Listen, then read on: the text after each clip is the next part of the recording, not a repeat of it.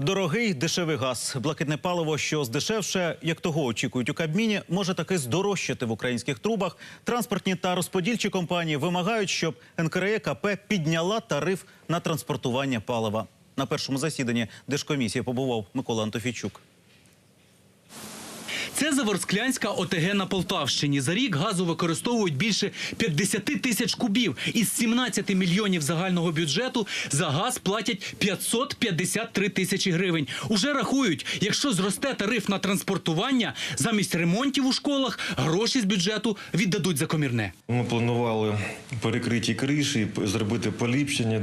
Прийдеться, видимо, ці кошти переглядати, опять же, бюджети. Тому що ми не можемо залишити без тепла наших дітей, наші комунальні заклади і громадян, які утримуються з бюджету сільської ради.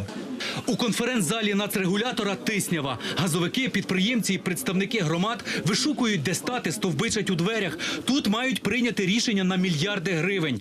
За планами уряду, вартість газу залишається на рівні минулого року або навіть здешевшає. Однак здорожчати може транспортування палива усередині держави. Цього вимагає компанія «Укртрансгаз» та газорозподільчі підприємства. За попередніми підрахунками, тільки облгази прагнуть удвічі збільшити вартість доставки палива до наших плит і конвекторів. Кажуть, уже багато років несуть збитки.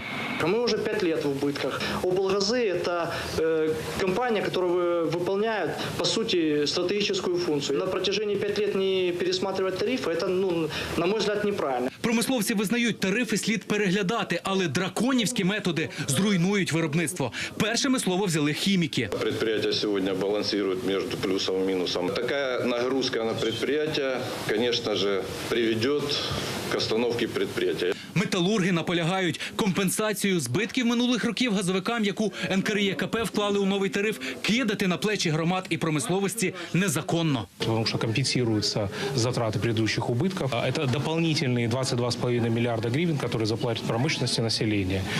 Население заплатит 11,5 миллиардов гривен. Фактически залазится в карман каждому человеку. Комісія ж вважає, що і так іде на поступки споживачам. Різке зростання, як вони просили, в 3 рази виручку. Навіть НАК «Нафтогаз» підтверджував, що треба підвищувати тариф в 3 рази. Да? Но ми на це не збираємося поки що йти. Вы поймите, люди не в состоянии будут платить. Мы против того, чтобы этот вопрос сейчас рассматривался. Я считаю, что должны альтернативные быть варианты. У НКРЕКП таки ухвалили рішення піднімати тарифи. Щоправда, воно попереднє. Наступне засідання за місяць. За цей час сподіваються порозумітися і з газовиками, і з промисловцями та зі споживачами.